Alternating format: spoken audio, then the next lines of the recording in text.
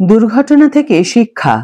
শিয়ালদহ হাওড়ার লোকাল ট্রেনে বসবে অটোমেটিক দরজা, বড় ভাবনা রেলের। Hi everyone, welcome back to my channel আঞ্জনার ব্যঞ্জনা। বন্ধুরা, তোমাদের সকলকে আমার এই ছোট্ট ইউটিউব চ্যানেলে স্বাগত জানাই।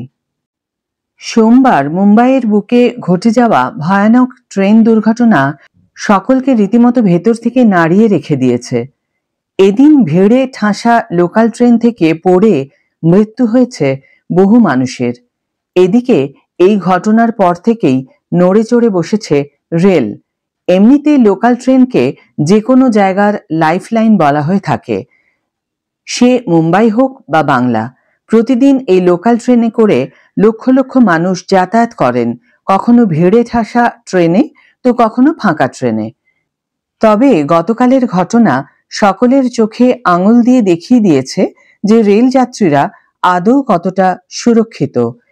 এই পরিস্থিতিতে এবার মুম্বাই এবং কলকাতার শহরতলির সঙ্গে দেশের আর কোন কোন শহরের লোকাল ট্রেন লাইসেন্স হিসাবে ব্যবহৃত হয়ে থাকে সে বিষয়ে রিপোর্ট তৈরি করছে রেল মন্ত্রক। শুধু তাই নয়, প্রতিটি লোকাল ট্রেনে স্বয়ংক্রিয় দরজা লাগানোর ব্যবস্থা শুরু করেছে রেল। সূত্রের খবর, বাংলাতেও লোকাল ট্রেনগুলিতে স্বয়ংক্রিয় খোলা বন্ধের সুবিধা থাকার দরজা বসানোর পরিকল্পনা করছে রেল। এতে করে দুর্ঘটনা অনেকটাই আটকানো যাবে বলে মনে করা হচ্ছে। সে বাংলা হোক বা বাংলার বাইরে, লোকাল ট্রেনগুলিতে লাগাম ছাড়া ভিড় চোখে পড়ে। অনেকেই আছেন যারা সময় বাঁচানোর তাগিদে ভিড় ট্রেনে উঠে রোজ যাতায়াত করেন নিজেদের গন্তব্যের উদ্দেশ্যে। এতে করে দুর্ঘটনার সংখ্যাও হু হু করে বাড়ছে। ট্রেনে ঝুলে ঝুলে প্রতিদিন অনেকেই আছেন যারা যাতায়াত করেন।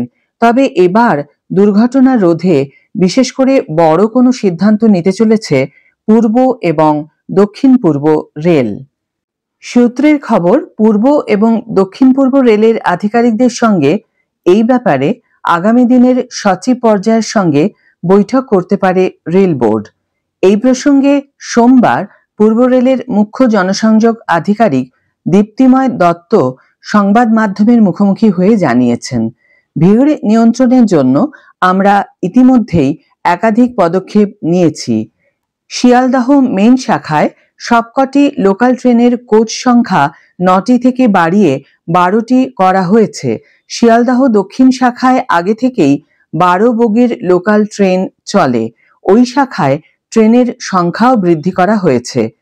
পর্যাপ্ত ট্রেন যদি থাকে তাহলে অযথা দুর্ঘটনার আশঙ্কা নেই। এদিকে রেল মন্ত্রকের এক্সিকিউটিভ ডিরেক্টর ইনফরমেশন অ্যান্ড পাবলিসিটির দিলীপ কুমার জানিয়েছেন, পাদানিতে ঝুলতে ঝুলতে ট্রেনে যাতায়াত করা একেবারেই কাম্য নয়। সেই কারণেই এহেন দুর্ঘটনা ঘটেছে। তা আটকাতে পর্যায় ভিত্তিতে স্বয়ংক্রিয় খোলা বন্ধের সুবিধে থাকা দরজা বসানোর সিদ্ধান্ত নেওয়া হয়েছে।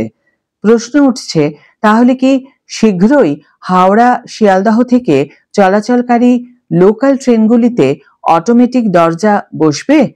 সেদিকে নজর থাকবে সকলের। আজকের ভিডিও এখানেই শেষ করছি বন্ধুরা। ভিডিওটি যদি কার্যকর বলে মনে হয়ে থাকে তাহলে অবশ্যই একটা ছোট্ট করে লাইক দিও, শেয়ার করে বন্ধুদের সাথে, কমেন্ট করে জানিও তোমাদের মতামত। যারা এখনো আমার চ্যানেলটিকে সাবস্ক্রাইব করোনি তারা অবশ্যই চ্যানেলটিকে সাবস্ক্রাইব করে আমার পাশে থেকো। আর যারা অলরেডি সাবস্ক্রাইব করে দিয়েছো তাদের জন্য আমার অনেক ভালোবাসা এবং অনেক ধন্যবাদ। আজ তাহলে বিদায় বন্ধু, দেখা হবে পরের ভিডিওতে। ভালো থেকো, সুস্থ থেকো, সঙ্গে থেকো।